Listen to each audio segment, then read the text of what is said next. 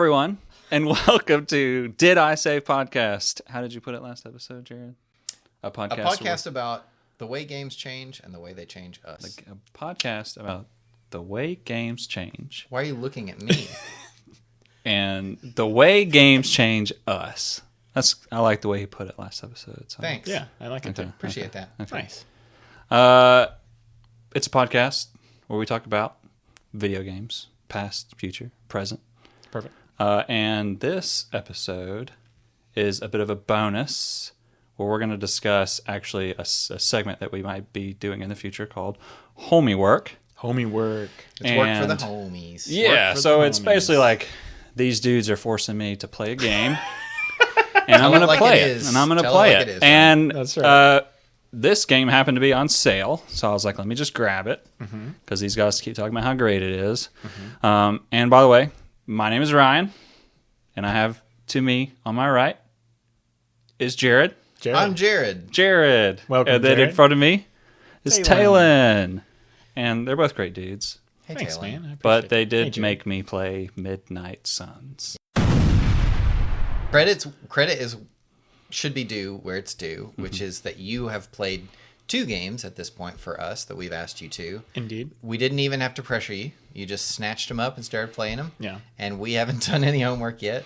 For you. So we will get back I around even to have that. a Disco Elysium in the But chamber. yes, I'm very That's excited right. about that. Yeah. So shout out to you for Yeah. putting in the work. Yeah. in the Well, I will homework. say one thing, Ryan, to your credit, is that you'll at least try a game once. And For he gives sure. it an honest try. Yeah, which he absolutely I don't think you does. can say for everybody. Ryan Yeah. will sit down and he will genuinely try to play. It's because I got nothing better to do. And then I will I will nervously sweat waiting for his opinion of the game because yeah. it's obviously a direct reflection So, of his opinion of me.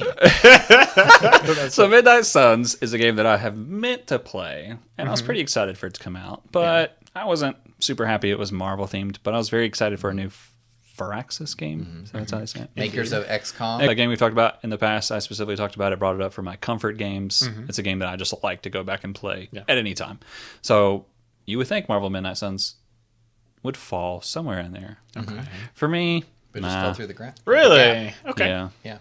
I have put, And checked on Steam before we did this, Yeah. over 100 hours. Wow. Into Are you- Midnight Suns. wow. I think you have more time in it than I do. Wow. then. Yeah. I haven't unlocked the Hulk. What? Yeah. I'm confused. I haven't unlocked the Hulk either. And the last cutscene I saw was definitely heavily suggesting that I was almost at the end of the game. I have beat the game, and I've only put 60 hours. I was almost to the point where I thought Hulk was like a New Game Plus character. I just assumed you didn't get the Hulk because the Yeah. I knew story- you got the Hulk because I not to saw get too far him- ahead of us, but he is a narrative focus in the game. Yeah. I just did the mission where you fight him for the first time in like a crater made by an explosion. Correct, yeah. And it's a pretty cool fight. Yeah. So I think I'm on the verge of getting him because that's usually the theme is you'll fight this fallen, fallen villain version of him, right. and you'll get them. What does fallen mean in this context? Fallen is basically like a zombie version, but they're I just mean give him a little rundown of what this game is. so the storyline of the game is pretty basic. Generally speaking, It's very interesting. It has very in-depth characters, very well-written characters, a lot of dialogue, probably more dialogue than Hades, surprisingly. I don't know about that, but it is I would be no interested to slouch. see which one has more. Yeah. And I think Marvel Midnight Suns would top it. I will say I know for a fact that Hades has over 1 million lines of spoken Yeah. dialogue. So that's a lot of dialogue. There might be more. Maybe. I mean, there's a In lot Midnight of, Suns. Yeah, and that's the thing is so like Midnight Suns is a game about building relationships with each other. Yeah. This basically very comic book stuff happens. Demon Lady gets awoken. Yeah. She's trying to fulfill a prophecy. You are her daughter or son, Or son. I guess. Yeah. Whichever you choose. And you died stopping her last time. Yeah. But you are resurrected by mutants and or superheroes who need your help to stop the prophecy from coming true again, or being fulfilled. You play as a character called the Hunter. You can be The male or Hunter. female. You do not remember what happened when you died. last time. You have a big gap in your memory. Right. But you used to be essentially a superhero back in medieval times. Yes. And you're resurrected. Thousands of years ago. Yeah. You're resurrected into this place where you were buried. You just rise out of your tomb. Right. At this place called the Abbey, which is where you used to chill.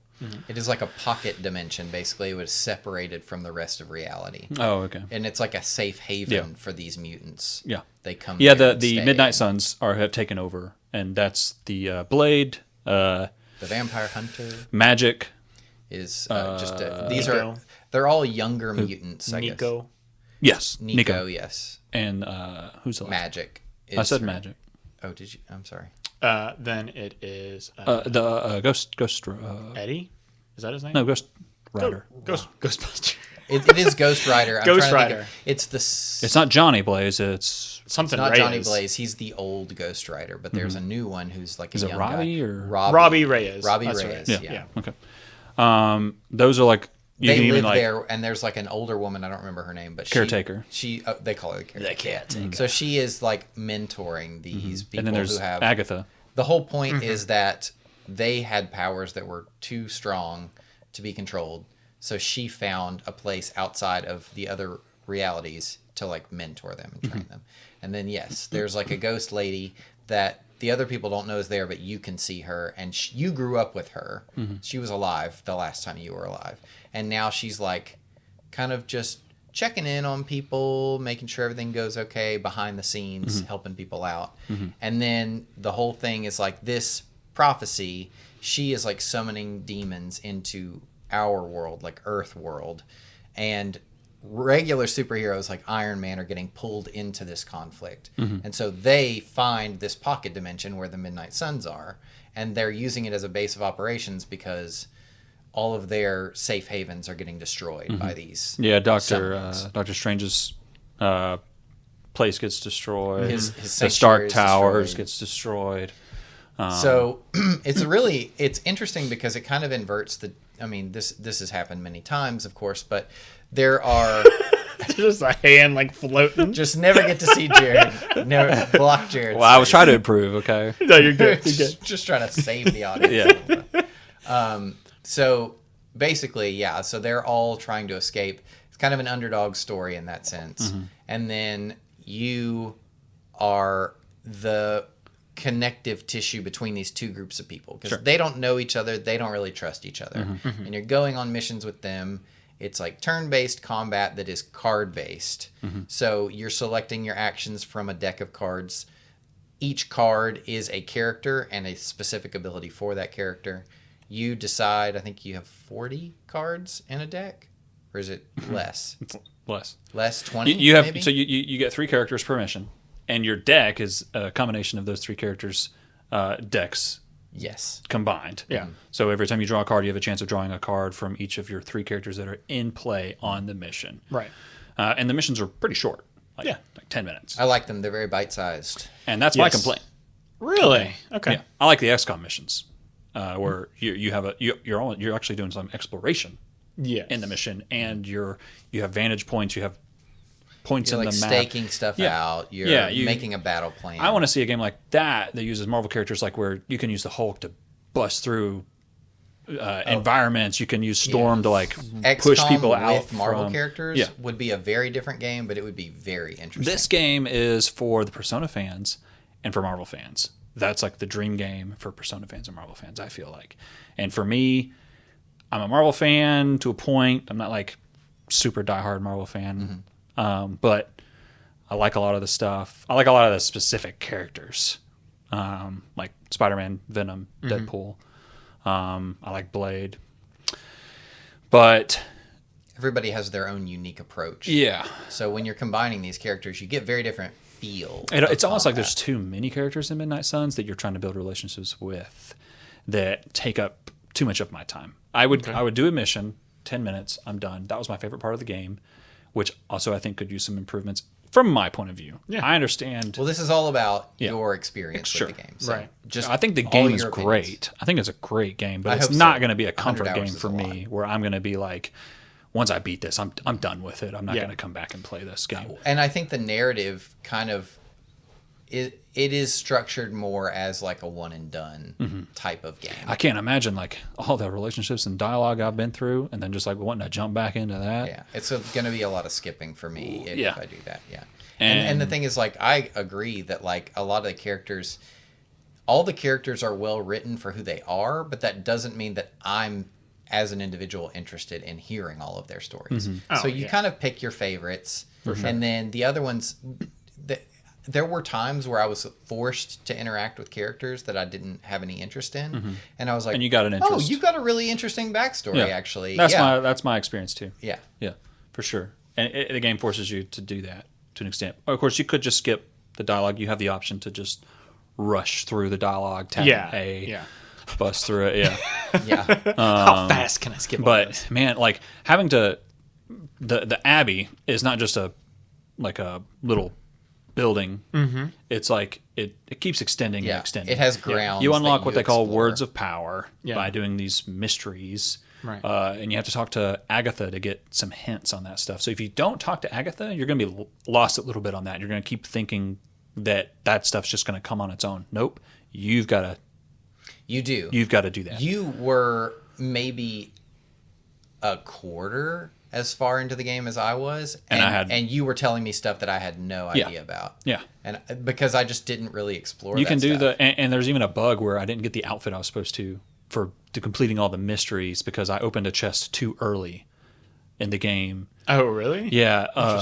Bro, you're supposed to quite. Yeah, annoyed. it's the outfit you get, and I looked up online, and other people had experienced the bug as well. It's a pretty common bug, but there's a mod that fixes it.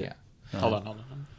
Which should have been a patch. Yeah, I don't think that game mod. got the support that it deserved because it also did not do particularly well. We were talking in our last episode about Dragon Quarter and how that game failed because of expectations. I think this game is definitely a victim of expectations. Sure. Okay, so how about exploring the Abbey? Do you like exploring the grounds? No. You don't like that part? No. You don't like the Abbey part at all? It feels like the Mortal Kombat game where you could run around. It felt like that. Shaolin monks. No. There's two games where I think you run around. You're talking about the one where you can explore the Bo Raicho is your teacher at the very beginning. Yeah, and you can like turn into other characters and stuff. That is Deception. Yeah, Deception. Great game. But it felt like that, and it felt like a PS2 game when I was running around the Abbey, just like prettier. Because the Abbey he's got some pretty horrible running animation. Yeah. Oh my gosh, they're truly atrocious. I'm like, why does he run like that, bro? Yeah. He's got a nice butt though. He's got to go. Okay. It's all a matter of taste, but mine does not. Okay, so you're not a big fan of the Abbey. The reason I'm not a big fan of the Abbey is because they expect you to explore it a ton, and it's hard to. It's a little bit of confusing. It is confusing. You have to keep opening the map, and you don't have a compass to tell you which way is which.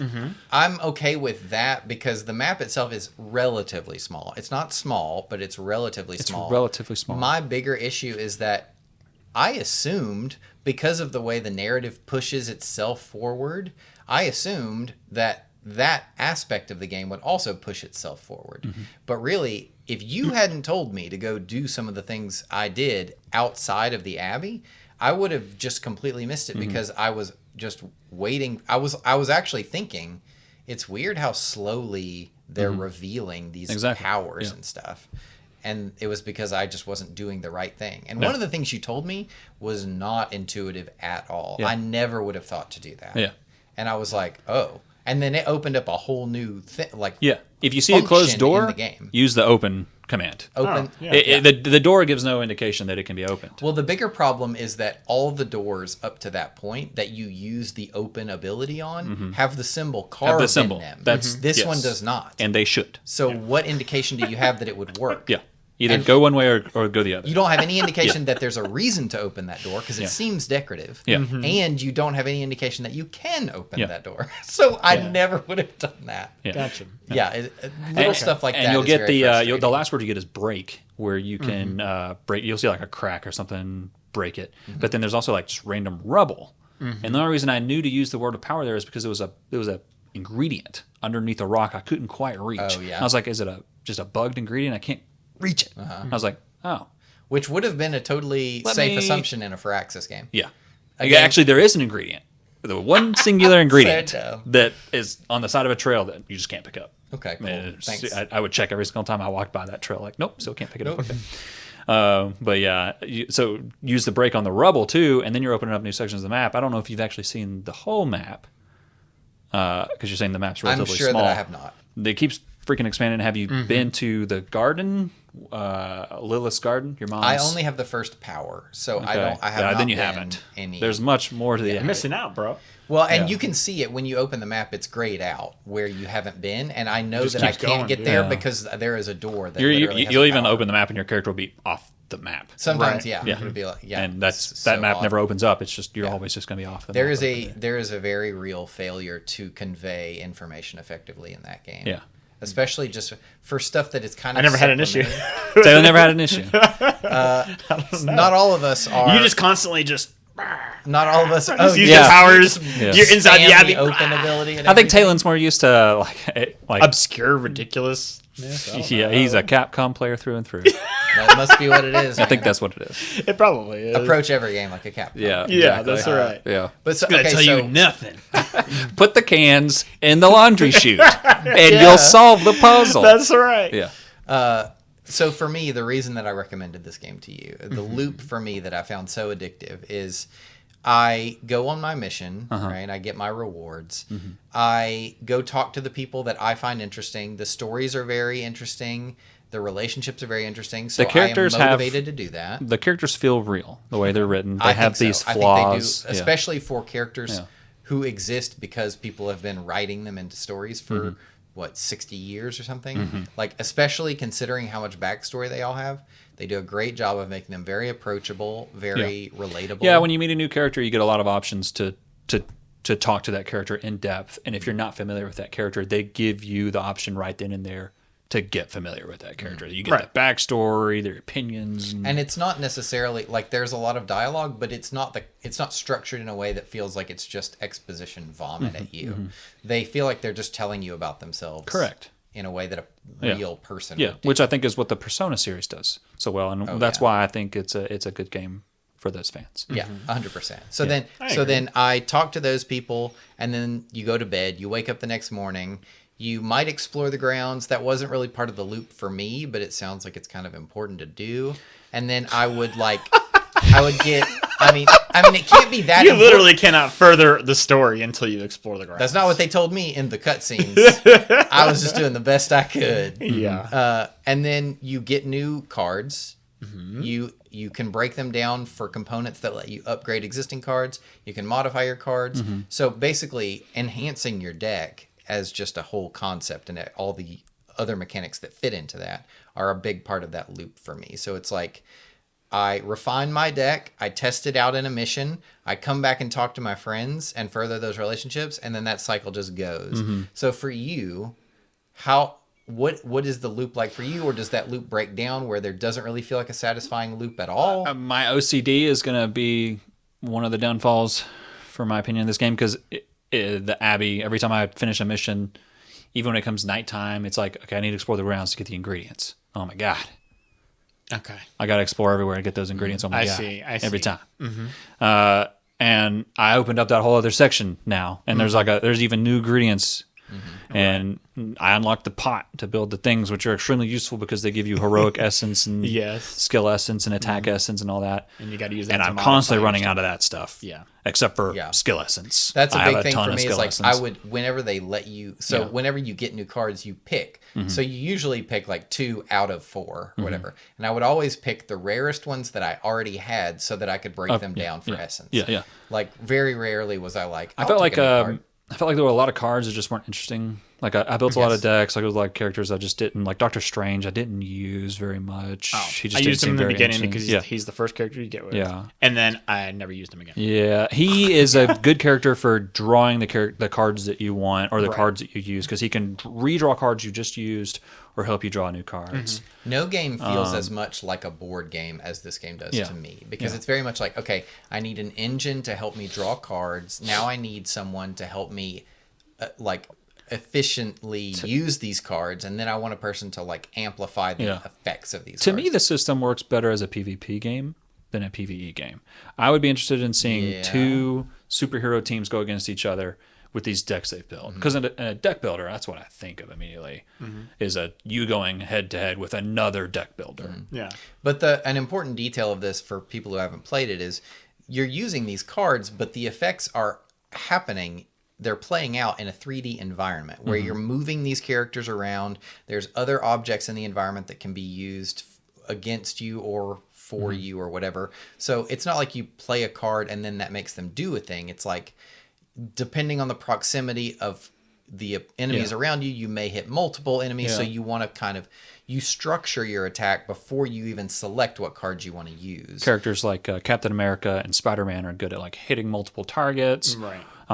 Spider-Man's exceptionally good at moving targets around the map to position them where you need. Exactly. And then characters like Ghost Rider are good for like after you set that up to blow through and get huge AoE, or Captain America get the AoE. Or, but there's cards that just like seem like a useless card, like this when you unlock the Scarlet Witch. I think they introduce her too late for the type of play. I don't even know how late it is, and I don't know how much more there is, so I can't say whether or not it's too late. Do you have all the characters except for Hulk so far? I don't know all the characters. You have the Scarlet Witch? Mm-hmm. Oh, okay. Well then, yeah. I think Hulk is the very last character one you get. Okay. Yeah. I've got the DLC too, so I've got Deadpool. I'm not sure what all characters are exclusive to DLC, but I think Venom. Deadpool and Venom, I think, are DLC. Storm and Morbius are the last. Morbius, yeah. And Morbius is pretty cool. Yeah. Storm is pretty powerful. She has. I was going to say ridiculous. she's like an Omega level mutant, which is the highest level, right? So yeah, she's pretty. Yeah, she's pretty OP, and that makes sense. Canon. Yeah, she is, and for sure. She has cards that. Another problem with the combat though is there's. Storm rewards you for holding on to some of her cards and using them later. Correct. But then the game's like, if you don't finish this match in 2 turns, you're getting 1 star, my friend. Yeah. So I'm like, what do you want me to do? Yeah. I see Well, what you mean. they're not all timed, are they? Yeah. Well, they're all timed in the sense like you're going to get a better score for beating it in 1 or 2 turns. Oh, I see Yeah. what you mean. Yeah. His own that personal the thing bravado, I don't that want you to- get from that is Yeah. like dust that lets you get more like T-shirts that look terrible. Sure. So I understand like your Sure. competitive instinct is like I I want like to get the the 3-star highest score. things. I Yeah, like the I want to 3-star see things. all the stars on the screen. Yeah. But at the same time, it's like I didn't care about that. Yeah. After a certain point, when I saw what you could get for it, and I had already bought all the furniture for my room and made it look nice. That's I the last thing I didn't care did. about any of it. Well, you're wrong. Where's your dog gonna lay? Now, Where's your demon dog gonna the thing lay? driving me to keep playing is to get the relationships level 5 to get the new costume for them, Yeah. and then the new legendary card. Yeah. Which are amazing. Legendary cards. The are legendary really good. cards are once I got my first one, which I think was Spider-Man, I was like, okay, yeah, I get it. Have you Nice. done Magic's Dark Child? I think I'm like level 4 relationship with her, Amazing. so I'm like really Yeah, close. She's amazing. The only one I've got so far is Captain America's, which is just like I don't have his yet either. it's just He's like an 3. unblockable charge all the way across the map that is like super wide, and he just he destroys everything and hits everyone in the way, and it's super powerful. Captain America feels like an upgraded character of Captain Marvel in the game, although I think Captain Marvel, canon-wise, is much stronger than Oh yeah, Captain America. But he just has all this tanking ability that Captain Marvel has, while having better AoE attacks. She has AoE attacks, but they're lines. Their lines. I think While Captain he's America has more a like circle. group utility. She's really good at buffing herself. Yeah. But Captain America gives everyone armor, and he can taunt. They both taunt enemies and really they both well. give armor. Yeah. But he also can deal serious damage. Yeah. Like She can too. I felt Yeah. like he was a better fit for the group. You know what I mean? Like she works great on her own, but I felt like he always complemented whatever team I put him in, which is exactly what I would think Captain America would do. Yeah. Okay. So I thought they did a great job of communicating the personality of the superheroes in the cards. Oh, I definitely agree. Which is really cool. Yeah. But So did you like the deck building stuff of it, or would you prefer just like XCOM style? It's fun. I would prefer XCOM style for Okay. sure. I mean, now that I'm playing XCOM 2 on the Switch right now, Oh. I'm going back through it, playing it again. Yeah, how's it running on the Switch for you? it runs okay. I have it on the Switch. It runs as okay. well. It runs. It runs 5 out of sometimes, 10. Sometimes an enemy will move, and then you can't see them anymore because it just won't load them in. Like a lot of So those, you don't know where they're at. Great. Yeah. But saying that, I would definitely love if they had XCOM style maps. Yeah. Like if Spider-Man just went to get to a vantage point on top of a building, and like you said, Yes. and you could just like mow down. Yes. You're thinking exactly going what I'm back- thinking. You're thinking After exactly going what I'm back, I think yeah. you would have to fundamentally alter some aspects of how the combat works because the movement and everything is designed for a small space. it would be great if you ditched Marvel Midnight Suns combat entirely, which I think is fine. But for me personally, I like XCOM's combat, and I want an XCOM game with the Marvel characters. Gotcha. Where you take the Marvel characters and you split them into classes that already exist in XCOM. Like you have your Ranger, and you can have characters like Wolverine and Deadpool, those type of like Blade in that category as Ranger, and you can level those characters up in different ways, just like you can with the Ranger. And you can have like characters like the Hulk. You could either make them super good at destroying environments or super good at throwing enemies or things like that. The way you can alter your characters in XCOM and build them up in different ways, like the Ranger class isn't just a Ranger class. You can you go through the experimentation, the lab, to learn new ways to change the Ranger class. And you level up and you learn new skills. You have different paths you go with those skills. So that adds replayability to the game. And I think the Marvel Midnight Suns would be much better if you could do that. So let me ask you this, just for my own clarification. So you've put 100 hours into the game, and you did say that you liked it quite a bit. But so far, I'm unclear on which parts that you really enjoyed versus the ones that you could kind of take or leave.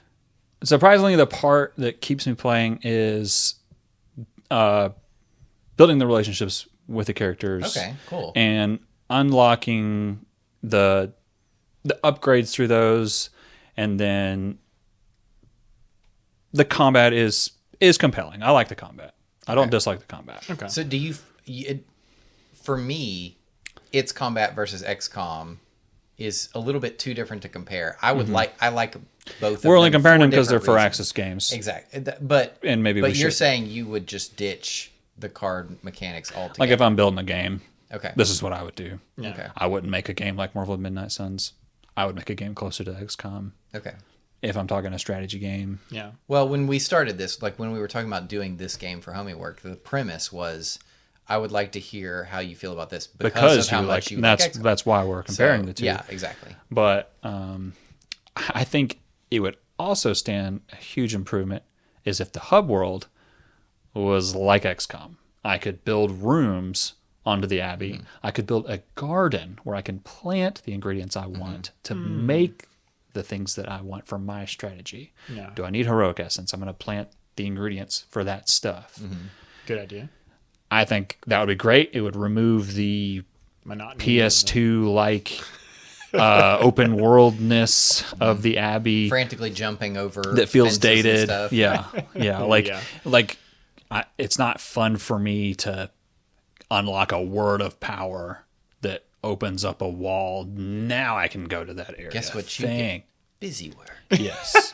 Go pick some flowers. Yeah. Right. To me, it feels like lazy It just feels world design. It feels very unthoughtful. It feels like they did not give a lot of consideration to what this would feel like after your 10th hour of doing it. Correct.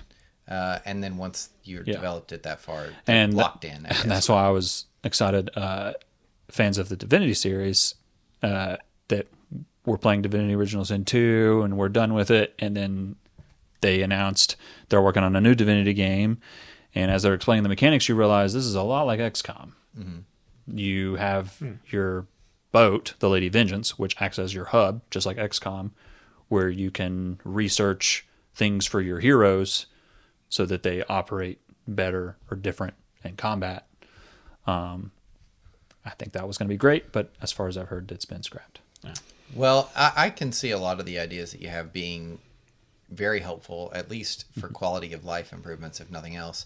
I really just wanted to hear what you liked and kind of what your journey was with that game, because I know a lot of it is, in a way, stuff that you feel conflicting emotions about. Like Marvel is something that on one level we all like, but on another level we all are kind of either fatigued by it or just outright done dealing with that side of Marvel or that approach to the Marvel license. Right. So I thought it would be really interesting to hear how this played based on where you were already at with, with those types of games, with that developer, with that franchise, all that stuff coming together in the way that it did.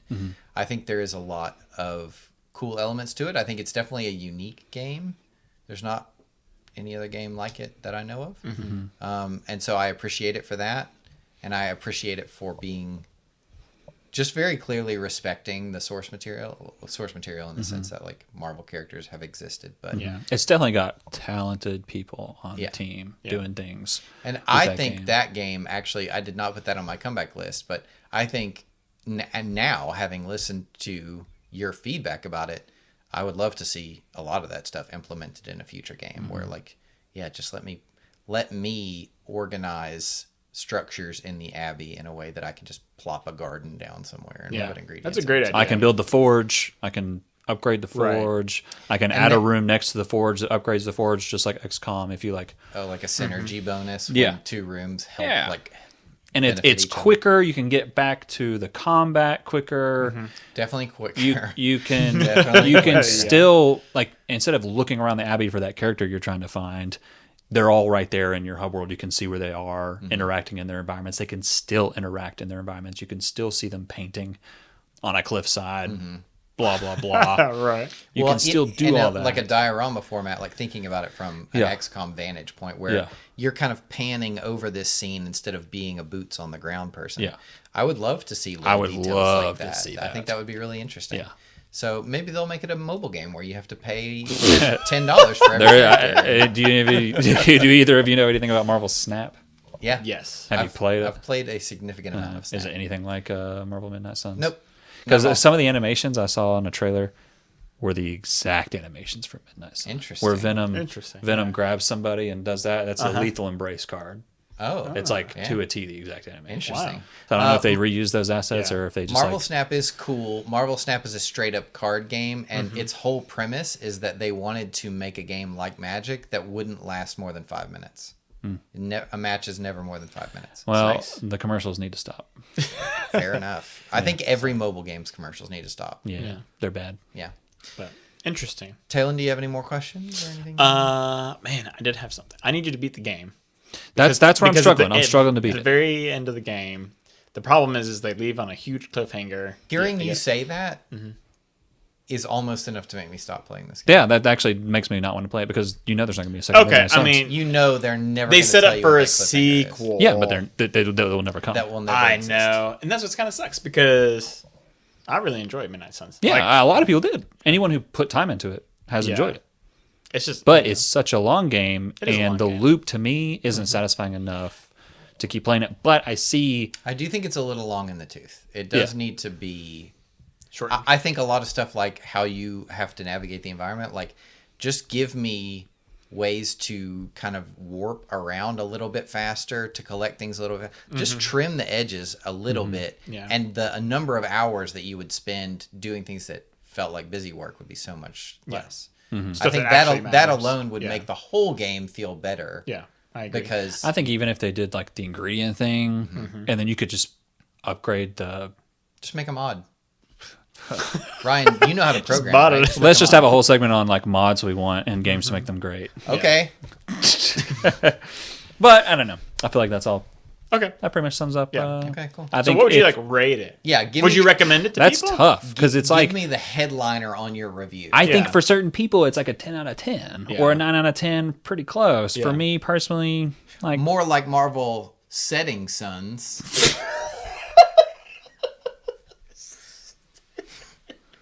Because the sun's going down on this one. If we're cutting my turtle joke, we're cutting that. I didn't cut your turtle joke. Anyways, if I was to rate it, for me personally, not that I feel it deserves this rating. Okay. No, you give it the rating you think it deserves. Yeah, I agree. Don't try to be objective. No, yeah. How do you feel about it? 6.5 out of 10.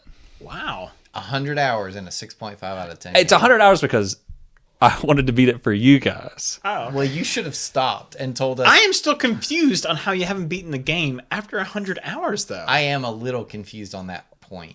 Well, like you can just keep doing missions and missions. So obviously you enjoyed and I've listened to a lot of the dialogue. Did you think those missions you would just play them all at some point, and your completionist nature was like, man, there's a lot of these freaking that's just his OCD in. I can't move on to the next city until I do all these missions, and they won't stop spawning. Well, that's XCOM approaches it as you just do missions. Oh, okay. And that's I how see. you progress the game. Yeah. So that's how I assumed Correct. at first is, Right. and I'm probably doing that a lot. It does say story mission on the one. That is I know it does. Yeah. Okay. I know it does. Now, does it bother you? One thing that does bother me about Midnight Suns is you do a mission and then you have to go to sleep, and then you do a mission and you have to go to sleep, instead of just being like, I want to do a mission and a mission and a mission. That and a doesn't mission. bother me because I like them kind of like narratively closing the loop to keep it going. Yeah, I see. and that's It's where how long yeah. it takes them correct. to close the loop. Sure. Where it's always like, Yeah.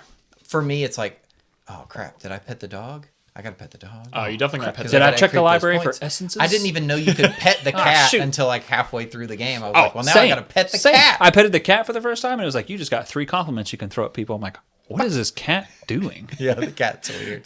And I need Yeah, to pet there's- the cat more. That Yeah. in general, I don't like that cats. game, like that game is just for me.